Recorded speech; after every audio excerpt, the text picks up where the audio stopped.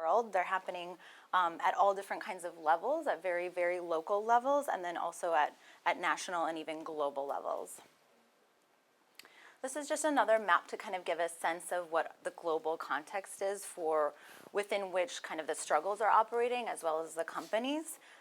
This was produced by the CAA Fact Book, but I just think it's interesting. I look at extractive industries a lot, and it's interesting to see how much extractive industries are providing income for governments. So how much money are governments making? They're very dependent on these industries for their own survival, and so I think this map just shows how important these corporations and these products are for, and just basically how dependent they really are on them.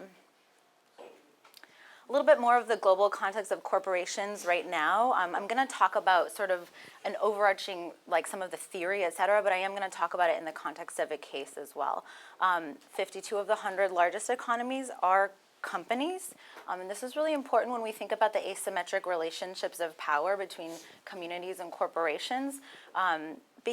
And also between companies and governments. A lot of governments aren't able to say no to companies coming into them because they're so dependent on and benefit from their presence in their country, whether through tax payments or because they're able to develop industries that they themselves cannot develop. And so that sort of imbalance of power relationships between companies and corporations also affects the ways that people can wage nonviolent struggles against them. 80% of corporations in the world are based in the US and Europe. And again, it's just another aspect of sort of the relationships that are going on between companies and these struggles. Again, with extractive industries, with the increase in commodity prices over the last 10 years, it makes it a very lucrative business. You see companies going into even more remote, rural, challenging environments. They're willing to take more risk because the benefits are even higher. Then we have just the increased awareness and concern globally around climate change.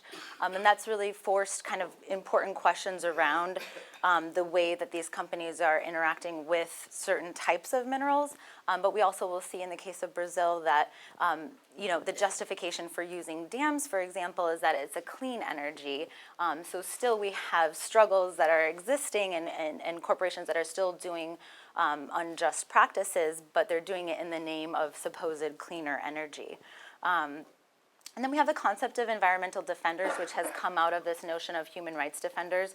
Global Witness, which is a company that looks both at corruption and companies worldwide, has documented that there are at least two environmental defenders killed each week around the world, which speaks to just the increasing pressure on activists who are trying to hold these companies accountable to the practices that they're taking in.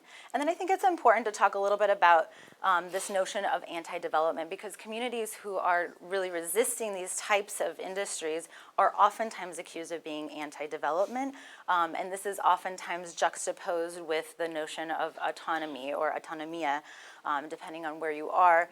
And that's really this notion that communities have a right to decide how they want to not only live their lives, but who comes into them and who's allowed to do what in their land.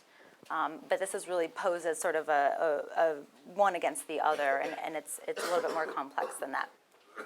So I'm going to talk about the case of Freeport McMoRan in West Papua, and this is a map for those of you who don't know where West Papua is. It's the western half of the island of New Guinea. West Papua is currently a part of Indonesia, although they want to be independent from Indonesia. And this is a photo just of their flag, which is banned in Indonesia. It's important to get a little bit of the historical context, which is very complicated, just to understand how the mining company and the relationship between the community and the company and the government has come to be. West Papua has had an independence movement ever since its decolonization process, which was done in what they consider to be completely unfree and unfair ways. Basically, during the decolonization process, West Papua wanted to be free, but Indonesia wanted it to be a part of Indonesia. The Dutch had given West Papua its own freedom, but Indonesia wanted to assume that into their territory. So what happened is the UN came in and they basically had a period of time where West Papua was neither independent nor a part of Indonesia, and they called for a vote, a referendum, where West Papuans were supposed to be able to vote free and fairly for integration with Indonesia or independence. And that vote was done under gunpoint, and really it was a hand-selected group of people who voted 100% for integration into Indonesia, and by all accounts was not free or fair and was not legitimated, but at the time the UN approved it, and that's how West Papua became a part of Indonesia. And this is a picture of a demonstration against the UN in West Papua, which is saying, please don't sell us out, we want independence, essentially. So just to talk a little bit about the relationship between the mining and this decolonization process, Indonesia wanted West Papua to be a part of Indonesia in part because they knew that they had incredible mineral resources.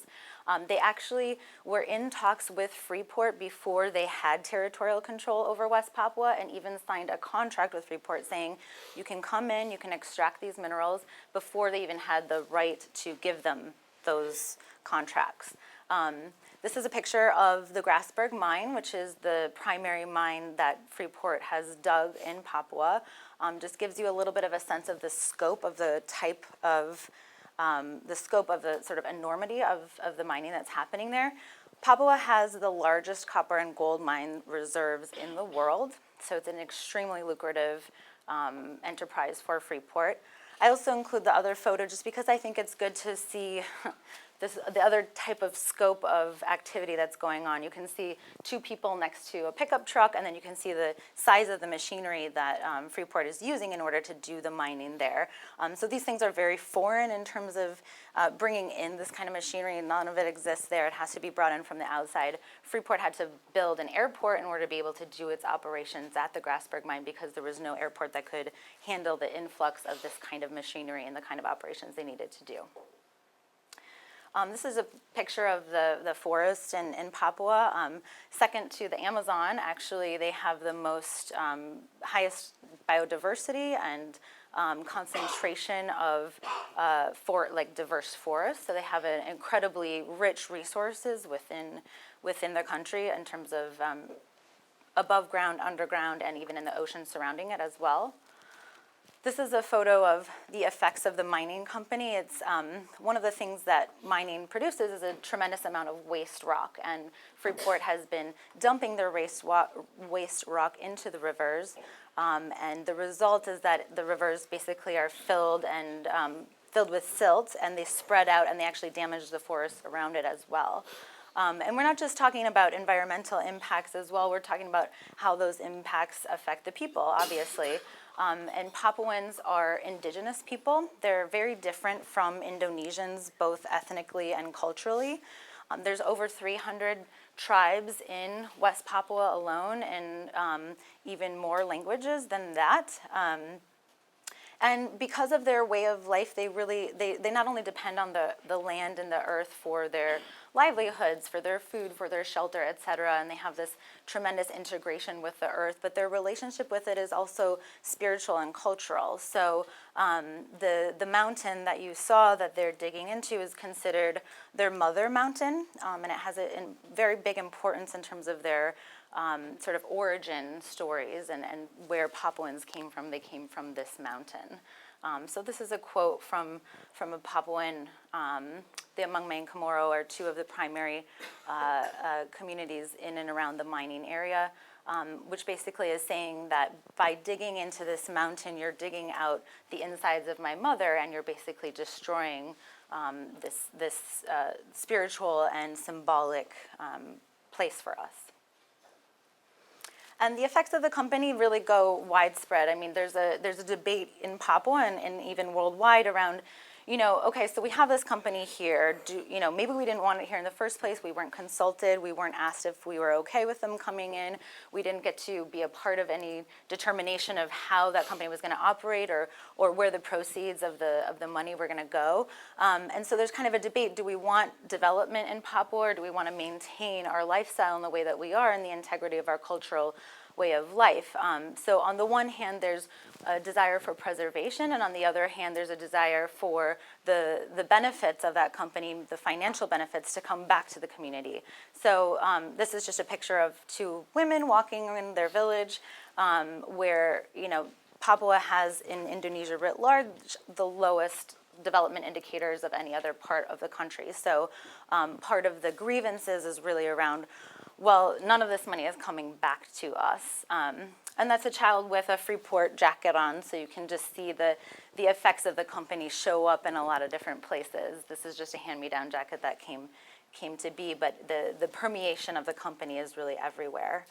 You can see that also in these tires, which are being used for other reasons, but come from the machinery and the equipment.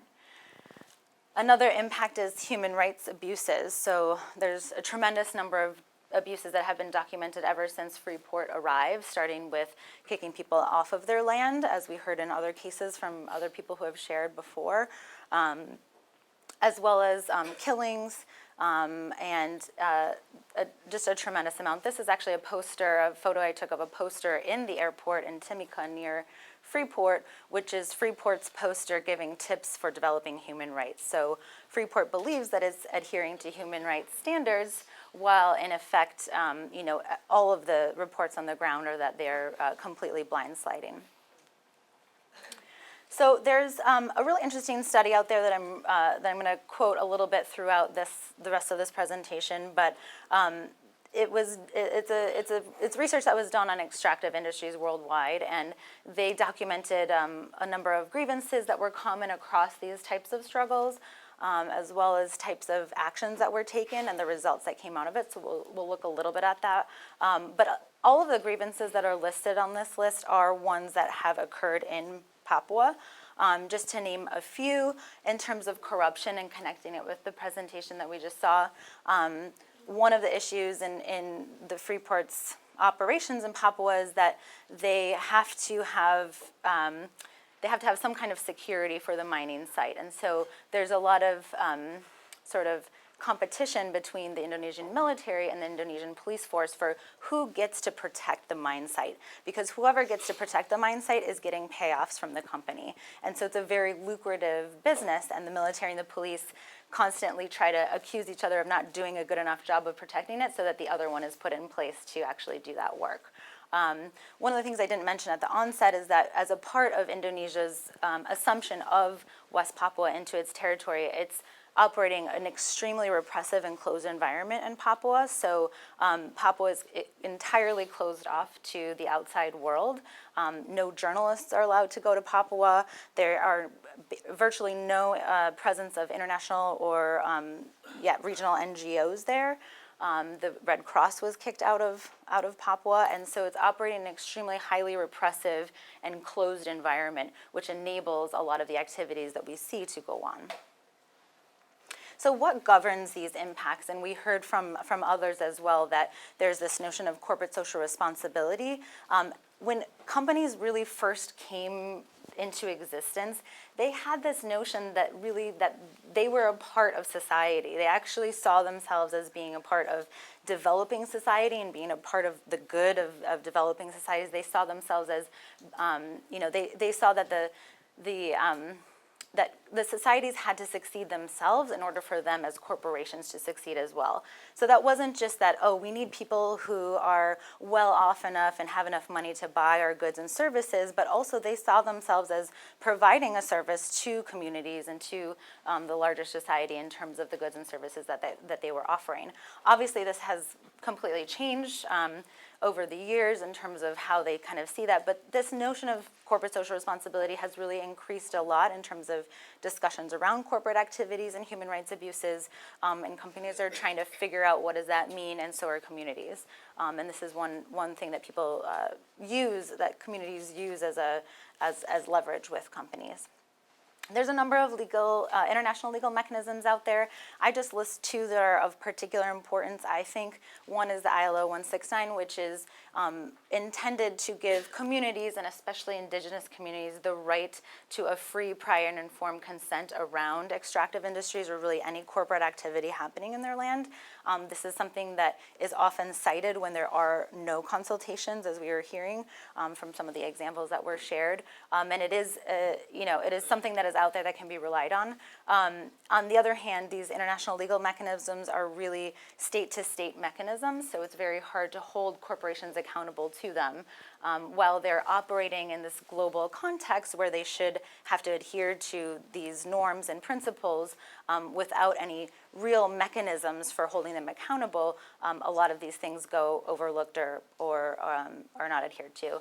There's also a lot of voluntary mechanisms that are saying Freeport is a part of a number of international voluntary mechanisms where they agree to adhere to certain standards, but if they don't adhere to them, there's nobody there that's checking them or holding them accountable to that. They self-report on how they're doing in accordance with those voluntary mechanisms. All right, I'm going to skip through a few. So we see a clash of cultures a lot of times where we see large multinational corporations coming into very rural or remote locations where really the culture of the two are very different and it's hard for each other to understand each other. A lot of these externalities are breeding grievances that eventually lead to nonviolent action, in part because these international mechanisms, the domestic laws, are not really working to hold corporations accountable. And so communities are left to use nonviolent action as a mechanism to hold them accountable and to really address the environmental issues, the health impacts, the land issues, et cetera, even the funding and where does the money go.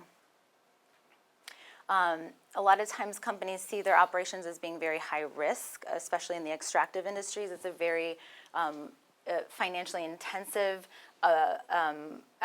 industry up front, and so you really have to, for the companies, they put a lot of money in up front, and once they have done that, they're much less likely to want to leave or abandon their operations, even if there is nonviolent action going on, because they've already invested so much in it. So gone through most of those.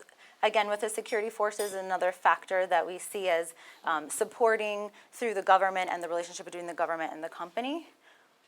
This is addressing, I think, what we were talking about. It's an image to really show that these struggles are not just a community and an opponent, one opponent, but they're actually facing a struggle on two fronts. Sometimes communities will use actions that go specifically to the government in order to try and hold the company accountable. Sometimes they'll put actions towards the company to try and get the government to hold the corporation accountable. It's a three-way relationship, and in some cases too, we see even 4 and 5 other actors taken into account. For example, in Colombia, where we have paramilitary forces, or other, like in some settings where we have like drug cartels that are also getting involved in the relationship, complicating it even further, and having communities have to address and think about, as they analyze the power systems in their societies, what are the different pillars that are holding it up, and who are the different actors that are supporting this system. So I'm going to talk for just really briefly about a workers' strike that happened in 2007 to get a sense of some of the actions that Papuans are taking vis-a-vis the company. The Papuan workers' strike was based on not only the historical grievances that they have about the company not giving back to the community and not communicating with the community about how they're doing their operations, and the impacts of that company on the community. And related to those historical grievances was that the company was not really hiring Papuans. Connected to that is this history of Indonesia wanting to stake territorial control of West Papua. So there's a tremendous amount of in-migration of Indonesians into West Papua, to the point that now Indonesians make up 51% of the population in Papua. And this is a part of the Indonesian government's strategy to really stake claim in the territory. And these people were also coming and being encouraged to come and supported by the government to come because of the jobs that were available at Freeport. So then when the company was hiring these Indonesian workers over Papuan workers, it was creating even additional grievances around the labor context. The workers that were hired felt that they were discriminated against within the company. A lot of times they were given very low-level jobs and they weren't promoted and their skills weren't developed as a result. In addition, they faced threats and intimidation as workers within that context, so they were further marginalized within the context of the mine in the same way that Papuans are being marginalized in the context of Indonesia writ large. In 2006, Papuan workers decided to form a Papuan worker union. There was already an Indonesian worker union that had been created, but they decided to form their own. And they formed that union in 2006 and held a series of consultations to better understand what the issues really were that were facing the workers. So when we were talking earlier in the week about that first stage of information gathering and investigation, how do you know what the issues are? They went first to their workers and asked them, what is plaguing you? What are your number one issues? After having these consultations, which they held in an indigenous format that they call a mube, which is a social gathering, it's a certain form of consultation that's very rooted in the cultural ways of having consultations. They developed an official complaint letter, and they sent that to the Freeport management, outlining all of the issues that they had come up with during these consultations. They didn't receive any response from the management, and so they continued to follow up. They spent several months just trying to get the company to acknowledge the complaints and to respond to them. When they received no response after several months, they announced a decision that they were going to go on strike. Now, it's interesting because the Papuan workers are such a small percentage of the workers as a whole, so they didn't have necessarily a percentage of workers that were going to go on strike that was going to have very much impact on the company.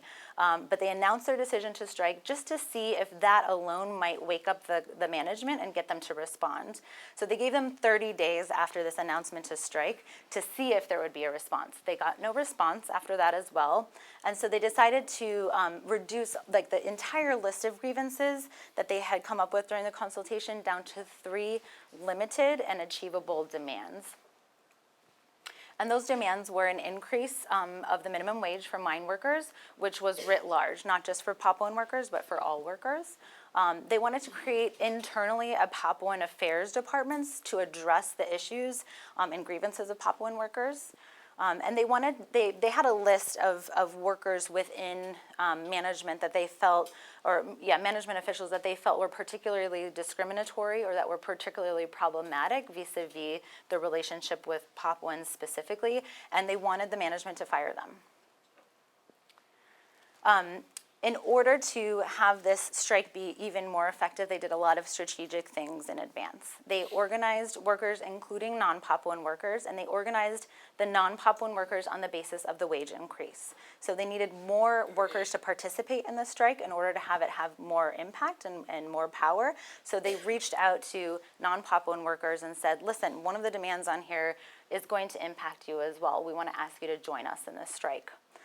They created limited and achievable goals, so they didn't go for everything on their list. They didn't ask for Freeport to leave altogether. They stuck with the specific issues that they were having at hand in that moment and prioritized 3 specific demands. They also did not associate the strike with the broader independence movement. I don't know if I was clear earlier, but really all of the campaigns that are happening vis-a-vis Freeport are very much emblematic of the larger pro-independence movement that's going on. So in Papua, we have a freedom movement that's going on for independence from Indonesia, and a lot of what's happening around Freeport is a smaller replication of that struggle as well. But they chose not to make a linkage between the two. They felt that was going to be such a hot button issue and it was going to make it so unpopular, and they weren't going to be able to get Indonesian workers on board. So they just stuck with the worker grievances. They didn't make it a part of a bigger issue. They focused on improving worker conditions. They created strategic allies. Much like other cases that we see, they spoke with other workers, the dock workers specifically, and asked them to also participate in the strike. So if you imagine, the supply chain that's happening just within Papua alone, you have the extraction happening at the mine. You have a lot of different industries that are participating in getting those minerals to the dock, and then from the dock somewhere else where they're going to be refined and they're going to turn into products. So they got dock workers on board as well, who also striked alongside them, so that the impacts of this strike was going to be not just internally but externally as well. And they really planned for nonviolent discipline. They had conversations. They did activities to really prepare workers for potential repression when they strike. One of the things to understand is that the mine is up at the top of the mountain, and the city of Timika is much further down. So it's a very long walk. Usually workers are bused from Timika up to the mine site, or they live actually up there in the mining site. So when they went on strike, they couldn't just leave because they needed the buses to take them down the mountain. And when the buses wouldn't take them down the mountain, they just started walking. So this is a picture of them walking down. This is a better visual of just to understand how far they're coming down from the top all the way to the city. They also knew that they weren't going to get any attention for this strike if they didn't bring it into the city. So they not only had the strike and left the mine site, but they also had demonstrations and other activities going on in Timika so that there could be press coverage of the strike. I was going to go into a second worker strike that was influenced by this one, but I think I'll skip it because we don't have that much time. But part of what I just want to say is that as a result of this strike, they went on strike, I think, for about 8 days and then went into a series of negotiations. But the company did agree to all 3 demands as a result of the strike.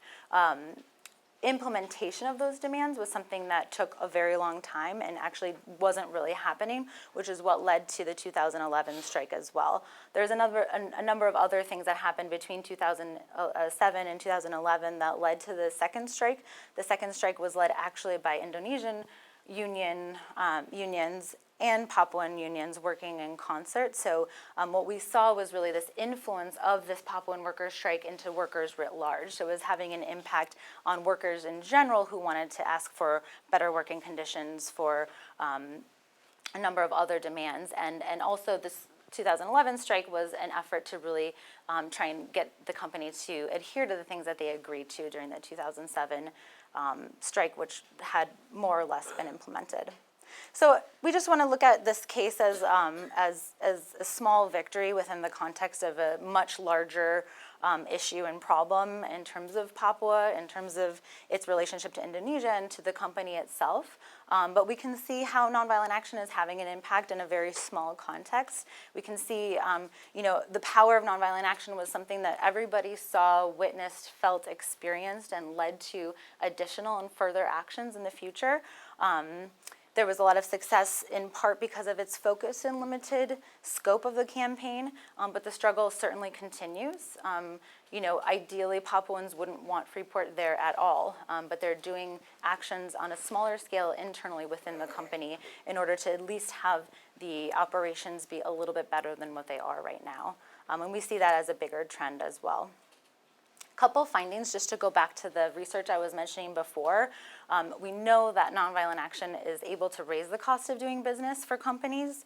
One of the findings that came out of that study is that access to water is an extremely strong mobilizing force. So if you think about the image of the river that was cut off by the dumping of the tailings, this issue is something that mobilizes everybody in Papua, Papuan or Indonesian, because the effects on the water supply are so big. One of the findings from the study also is that nonviolent action can be more effective for communities when it's done in the earlier stages of a project. So before the construction begins, if you're in an exploratory phase or you're in a phase where you're trying to, where the government and the company are going back in terms of contract, these are the stages where nonviolent action might be able to have the biggest impact. Whereas again, like I said, once the company has invested a lot of money, time, energy, equipment, has already started to drill or whatever they're doing, they're less likely to concede to some of these nonviolent actions. It's really important to think about reputation. That's one of the things that businesses and companies care a lot about. So the more that these actions can call attention to their reputation or their public image, it will have more impact on that company.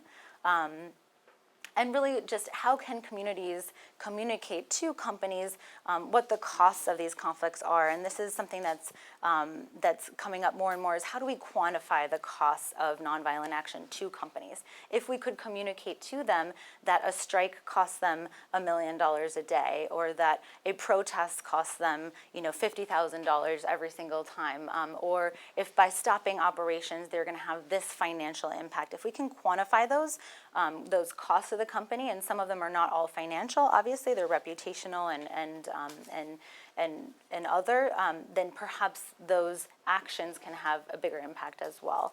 And that's definitely the topic of research that I'm engaged in with Erica Chenoweth at DU and a team of researchers, and looking at really what are the impacts of nonviolent action on corporate actors. So, thank you.